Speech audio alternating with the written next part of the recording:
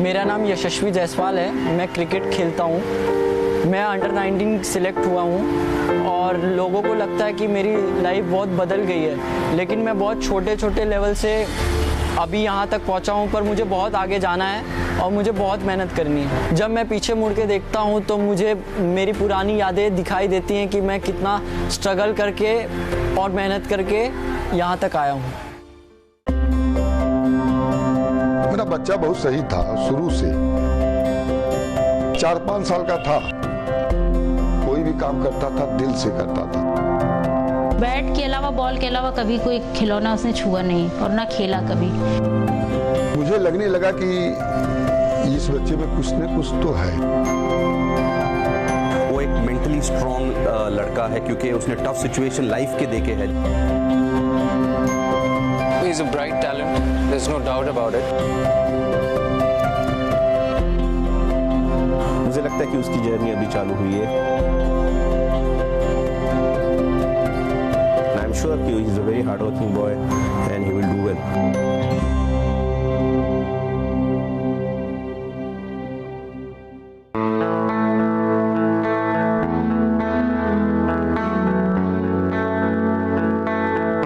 जिस तरह से मुझे लगता है यशस्वी का एक स्टोरी रही है, वो एक मेंटली स्ट्रॉन्ग लड़का है क्योंकि उसने टफ सिचुएशन लाइफ के देखे हैं। जब एक प्लेयर लाइफ के टफ सिचुएशन देखता है, उसे रन्स करना, परफॉर्मेंस करना, वो कंसिडर करके वो खेलता रहता है, तो उसे कुछ बनने की एक डिज़ायर रहता है, एक मेंटली वो स्ट्रॉन्ग रहता है।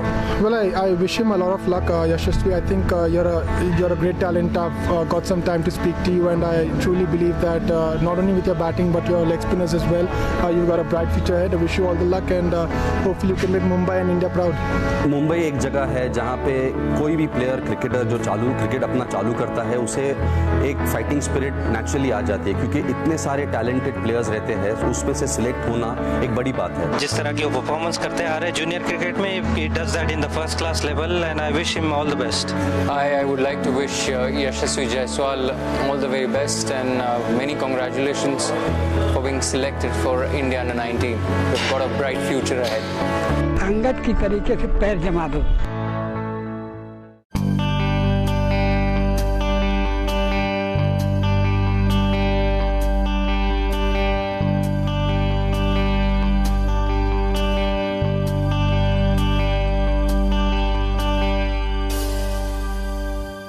मैं भदोई में रहता था। भदोई में सूर्यावा जिला एक गांव है, वहाँ पे रहता था, सूर्यावा मार्केट। एक टावर है जिसमें पापा मतलब वो करते हैं, मतलब सिक्योरिटी है क्या, और वो देख रेख करते हैं पापा, और दुकान का भी देखते हैं। और हम लोग वहाँ पे ऐसा खेलते रहते थे, मेरे भाई, मतलब बहन, और मेरे पापा भी बहुत खेलते थे वहाँ पे, उनको बहुत शौक था खेलने का। तो हम लोग क्या भदोई में ऐसे ही खेलते रहते थे मैचेस। ऐसा भदोई में इधर जैसे कोई टूर्नामेंट वगैरह हुआ और वहाँ पे लोकल के जो मैचेस होते थे, तो मैं टीम के साथ चला जाता था खेलने। पापा बचपन से ही चाहते थे कि मैं खेलूं। यही मैंने पिच बनवाया था और सीमेंटेड पिच बनवाया था, उसी पे उसने कड़ी मेहनत किया। आज जो इंडिया टीम में अंडर 19 में उसका सिलेक्शन हुआ और उसकी बराबर कोशिश रहती है। वो इतना मेहनत करता है और इतनी कड़ी मेहनत करेगा कि राष्ट्रीय टीम में उसका सिलेक्शन हो।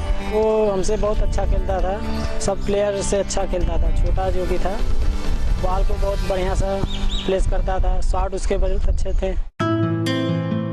पापा को कुछ काम पड़ा और पापा मुंबई आ रहे थे, तो पापा बोले कि मैं मुंबई जा रहा हूँ। मैं बोला पापा मुझे भी जाना है, कुछ भी हो जाए मुझको जाना है, वहाँ पे आज़ाद मैदान पे खेलना है।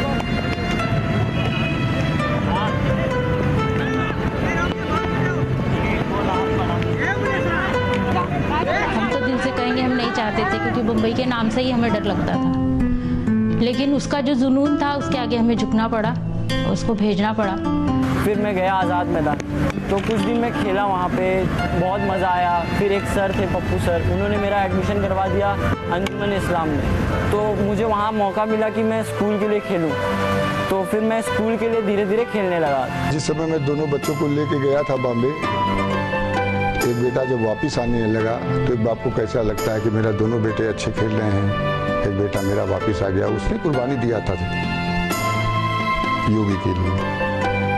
कि चल तू ही खेल, तू अच्छा खेल रहा है, चल मैं जा रहा हूँ गाँव, क्योंकि मैं खर्चा नहीं उठा सकते थे सर। करीब महीना भर तो हम लोग से गले से नीचे खाना ही नहीं उतरता था, लेकिन अब बहुत खुशी है कि बच्चा हमारा बहुत आगे निकले, उसकी मेहनत सफल हुई। जब छोड़ के आ गए तो सर हमसे रहा नहीं जाता था, लेकिन वो कहता था मम्मी मैं जब तक कुछ नहीं कर लूँगा नहीं आऊँगा। पापा वापस जा रहे थे, पापा बोल रहे कि वापस चल। मैं बोला पापा मैं नहीं जाऊँगा, मुझे खेलना है, कुछ भी हो जाए मैं कैसे भी रह लूँगा। बोले किधर रहेगा? मैं बोला मैं कैसे भी रह लूँगा, मैं यहाँ पे ही रहूँगा, मुझे खेलना है। ये बड़ा वाला लड़का था तो इसको लेके जब मैं आने लगा तो बोला कि नहीं योगी भी चलेगा मेरे साथ, तो बोला तू जागा, मैं तो यहाँ जूता पॉलिश कर लूँगा। पापा भी बोले बेटा कुछ अगर करना है तो मोह माया से दूर हो जा, अगर तेरे को बनना है क्रिकेटर है तेरे, अगर तेरे को बनना है खेलना है बड़ा क्रिकेट तो रह अकेले, तेरे अंदर दम है रह के दिखाने के लिए तो रह। मैं बोला मैं रह लूँगा। बोले नहीं रह पाएगा। मैं बोला मैं रह लूँगा, कुछ भी हो जाए मैं रह लूँगा। चाचा के यहाँ कुछ दिन रहा मैं, तो वहाँ पे उतनी जगह नहीं मिल पाती थी कि बहुत छोटा घर था और वहाँ पे मतलब सो नहीं सकते थे उतना, बाथरूम टॉयलेट सब बाहर थे। और उसके बाद मैं सोचा कि वहाँ भी मैं उनके ऊपर बोझ बनूँ, इससे अच्छा मैं कहीं और जाके रहता हूँ। तो मैं चाचा को बोला, तो उन्होंने एक श्याम डेयरी था कालबा देवी में, तो उन्होंने वहाँ पे करवा दिया मेरा रहने का। तो वहाँ पे ऐसा हुआ था कि तुमको थोड़ा काम करना पड़ेगा और अपना तुम्हें प्रैक्टिस करना है तो करो। तो मैं प्रैक्टिस तो करता था पर काम उतना हो नहीं पाता था, क्योंकि वहाँ पे ऐसा आप इतने थकने के बाद कैसे कर पाओगे, और आपको क्रिकेट के लिए भी इम्प्रूव करना है और उतनी प्रैक्टिस मिल नहीं पाती थी उस टाइम। फिर उसके बाद कुछ दिन के बाद उन्होंने सर ने वो अंकल बोले कि अब बेटा तेरा बहुत हो रहा है, तू नहीं कर पा रहा कुछ, अब अपना दूसरा देख ले। तो एक दिन अचानक से ऐसे निकाल दिया और मेरे घर वालों को किसी को कुछ पता ही नहीं। एक सर पप्पू सर है, उन्होंने बोला बेटा एक मैच है यहाँ पे, एक मैच है, एक इमरान सर के हैं मुस्लिम यूनाइटेड के ओनर, उन्होंने बोला कि वो मैच में अगर परफॉर्म करेगा तो तुझे टेंट में रहने मिल जाएगा। तो मैं अपना पूरा फोकस सिर्फ उसी मैच में रखा था कि मुझे वो मैच में परफॉर्म करना ही है, कैसे भी करके करना है। तो मैं उस मैच में अच्छा परफॉर्म कर गया, तो फिर नसीब मेरा कि मुझे टेंट में रहने मिल गया।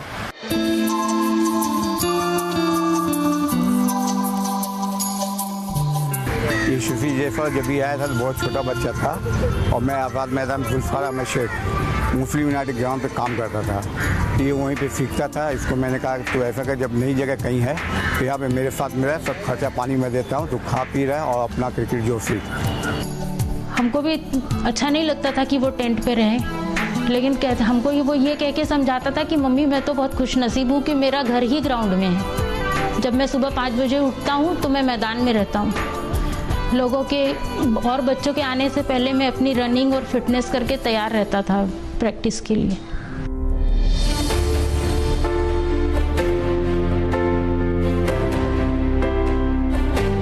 फिर उसके बाद मैं टेंट में रहने लगा। फिर धीरे धीरे रोज़ मैं सुबह उठता था, जल्दी उठता था, क्योंकि अगर मैं जल्दी उठता था तो मुझे जो नेट है उसमें 10 मिनट उधर नेट मिलता था, उसके पहले मैं ऊपर से ग्राउंड पे रहता था।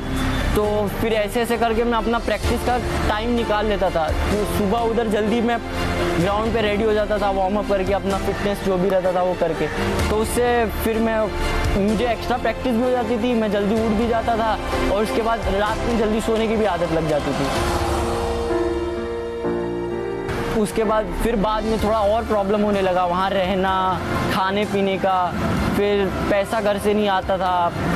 मतलब पापा 1,500 रुपये भेजते थे और फिर मैं 1,500-2 हज़ार भेजते थे। अब मैं भी उनसे क्या मांगूँ, अभी बेचारे वो खुद ही परेशान रहते थे कि वो एक तो अकेला है, मम्मी को कुछ बोलूँ, मम्मी अपना परेशान कि कुछ हो न जाए, छोटा है क्या होगा।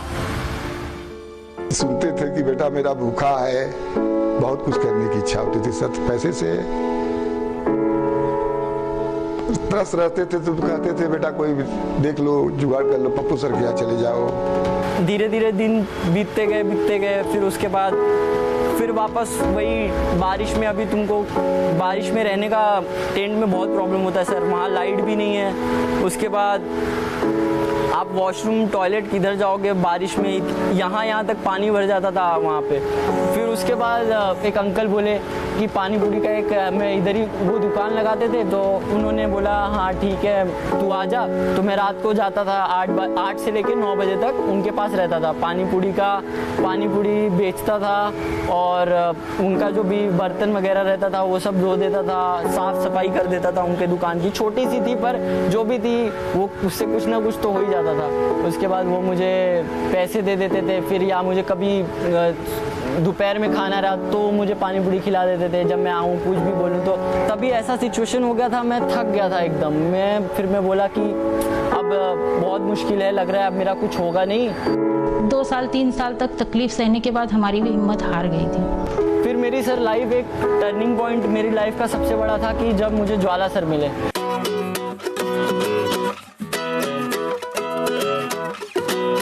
यशस्वी जब मेरे पास आया था तो एक बहुत छोटा सा एक कुछ 4-4.5 फुट का लड़का था जो अभी 6 फुट क्रॉस कर चुका है।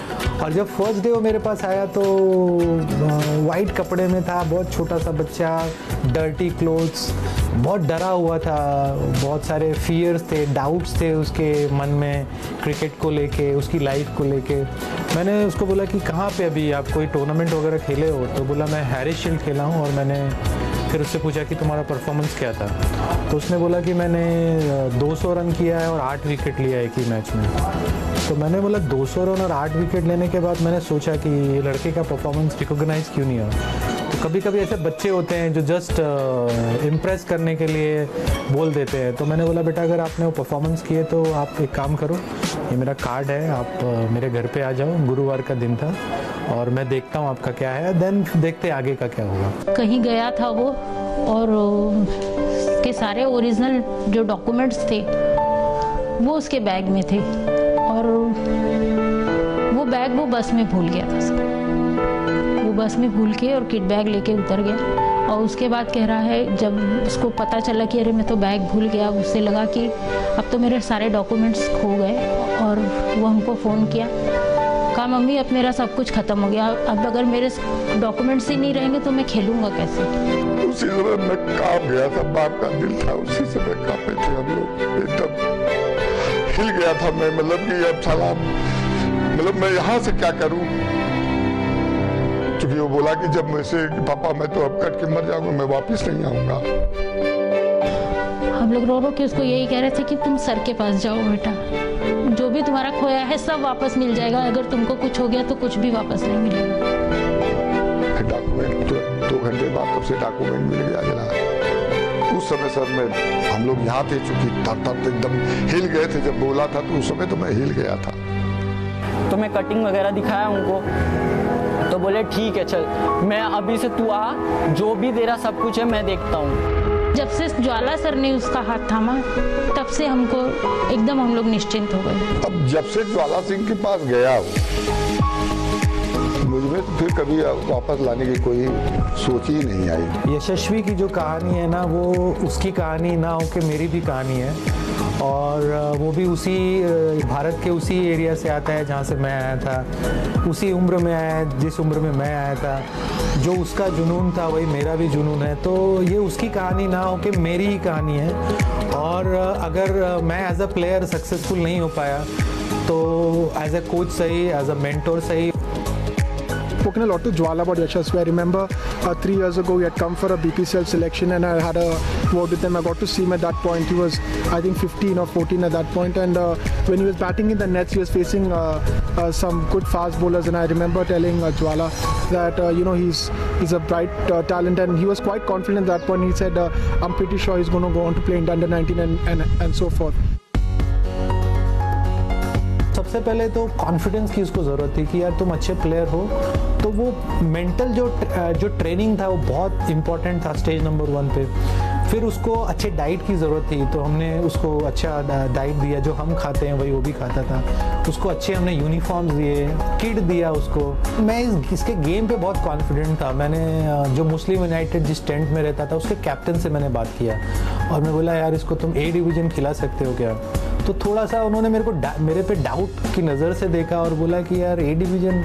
यशस्वी ने वो मैच में 7 ओवर बैटिंग किया और मैच ड्रॉ करके आया। और जब ये हमारी फील्डिंग थी तो पहला फील्डिंग में उसने 3 विकेट लिया और उसमें रमेश पवार को भी उसने आउट किया।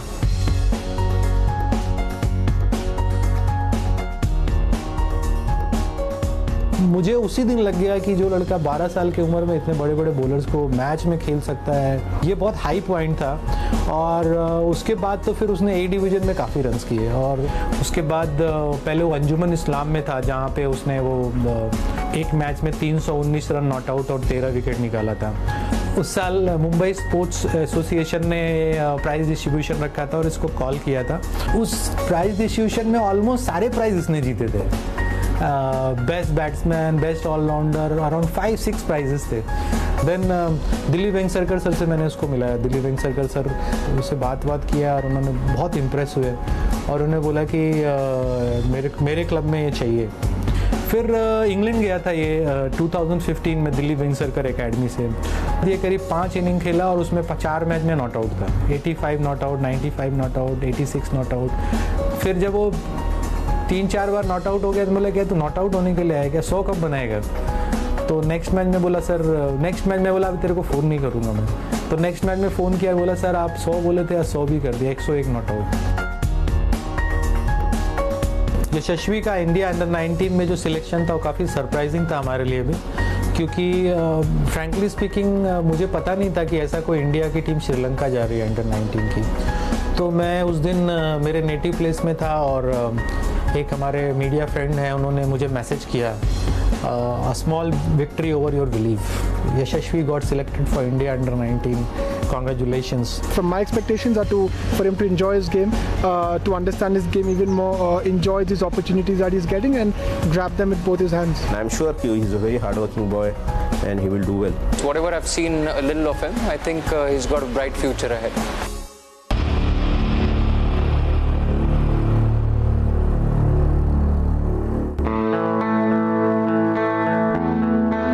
ये कहानी है मुंबई क्रिकेट के एक ऐसे सितारे की जिसने अपनी राह में आने वाली हर रुकावट को पीछे छोड़ दिया है।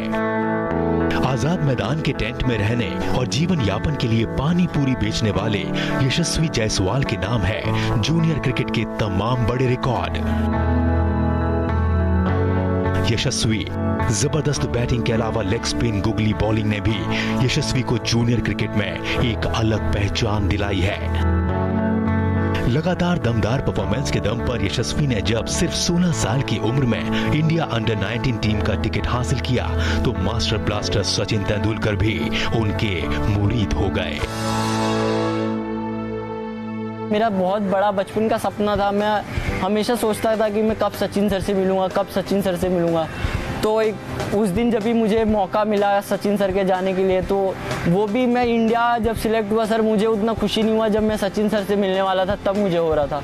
और सर सबसे बड़ा चीज़ ये भी कि मैं उनके साथ फ़ोटो नहीं लिया, बात करते करते मैं बाहर निकल गया। वो मेरी लाइफ का भी एक अलग पार्ट है कि मैं फ़र्स्ट टाइम सर से मिला, सर ने मुझे बैट दिया और मैं उनसे फ़ोटो नहीं ले पाया। मुझे सचिन सर ने भी यही बोला कि तू आगे का और पीछे का मत सोच, जो तू करने वाला है और ये करके ही तुझे आगे की चीज़ें मिलेंगी, तो तेरा सारा फोकस इस पे होगा तो वो होगा, और उसके बारे में तो सोचना है ही नहीं, वो तो फ्यूचर है। तुझे प्रेजेंट में रहना है और प्रेजेंट में अच्छा करना है, अच्छी प्रैक्टिस करनी है, अच्छा प्रिपरेशन करना है। तो हमेशा तेरा प्रोसेस पे ध्यान देना, प्रोसेस अच्छा रहेगा तो रिजल्ट अपने आप अच्छा आएगा, पर तुझे प्रोसेस पे ज़्यादा ध्यान देना है। मेरे हिसाब से जो इसके पास टैलेंट है ये बहुत अच्छा बड़ा क्रिकेट खेलेगा। खाली जैसे मैंने बताया कि जैसे से सक्सेस मिलेगी उसका फोकस कितना रख पाता है वो, और अपनी फिटनेस कितनी अच्छी रख पाता है। अगर ये 2-3 चीज़ें हैं कि उसकी फिटनेस अच्छी रही और उसका फोकस अच्छा रहा, और अगर वो डाउन टू अर्थ रहा, अगर वो जैसा अभी है, जो आज वो यशस्वी है, अगर ये आगे भी रह पाएगा तो आई एम वेरी श्योर कि ये बाकी बच्चों से बहुत अलग है और ये भारतीय टीम में जगह बनाएगा, और खाली जगह नहीं बनाएगा, ये वहाँ पे टिकेगा।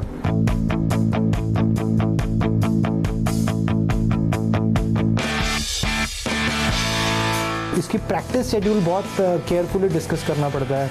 हम लोग ज़्यादा नेट्स नहीं करते हैं, क्योंकि ज़्यादा नेट्स करेंगे तो फिर मैच में वो जितना आपको एनर्जी डालना है वो नहीं डाल पाएंगे। इसीलिए इसको बहुत केयरफुली हैंडल करना पड़ता है और कोशिश करना पड़ता है ना कि मैच के लिए जो एनर्जी होनी चाहिए वो रहे।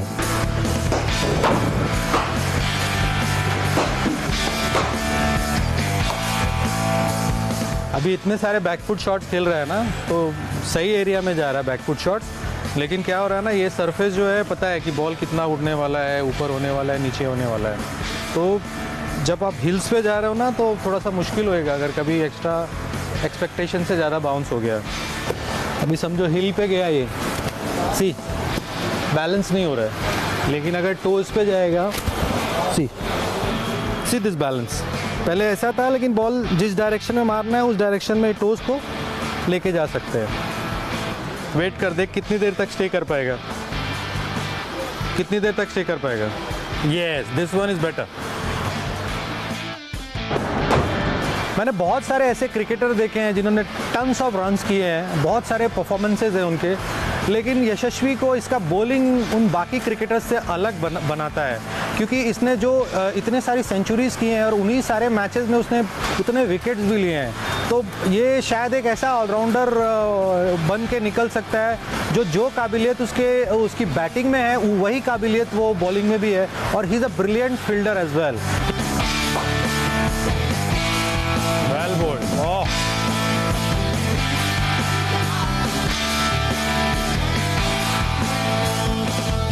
बैटिंग के अलावा बॉलिंग मुझे एक और चांस देता है कि मैं अपने टीम के लिए कुछ कर सकूं, और इसीलिए मैं बॉलिंग बहुत एंजॉय करता हूं।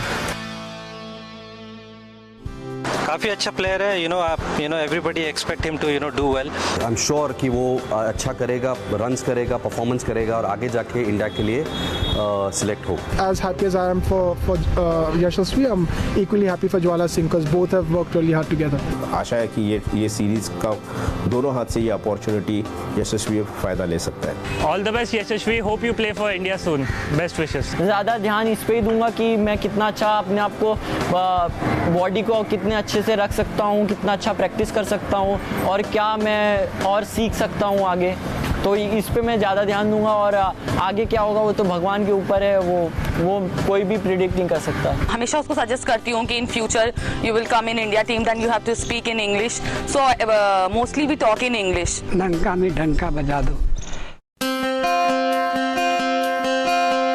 कोच की मेहनत और परिवार वालों की दुआओं ने असर दिखाया। जूनियर इंटरनेशनल क्रिकेट में कदम रखते ही यशस्वी अपनी एक अलग छाप छोड़ने में कामयाब रहे। श्रीलंका के खिलाफ अंडर 19 वनडे सीरीज के आखिरी मैच में यशस्वी ने शानदार सेंचुरी बनाई और भारत को 3-2 से सीरीज जिताने में कामयाब रहे। लेकिन यशस्वी भी जानते हैं कि ये सिर्फ एक शुरुआत है। यशस्वी अपने फोकस को रख सकता है आगे, जैसे वो रखता आया है, अपनी मेहनत को जारी रख सकता है, और अगर फिट रहा तो हम वेरी श्योर 100% वो इंडिया के लिए खेलेगा, और खाली इंडिया के लिए नहीं खेलेगा, वो अगले काफ़ी समय तक भारतीय टीम में बना रहेगा।